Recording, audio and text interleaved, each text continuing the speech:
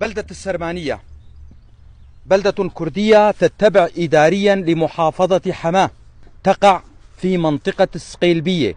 عدد سكانها حوالي 3000 شخص، كلهم كرد لكنهم فقدوا لغتهم الكردية.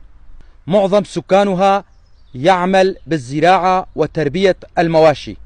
يملكون أراضٍ زراعية في سهل الغاب، وتسمى هذه الأراضي بمصطلح أهل البلدة بالرخصة.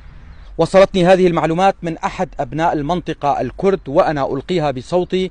أنا علي عبد الله كولو، محام من منطقة درباسية.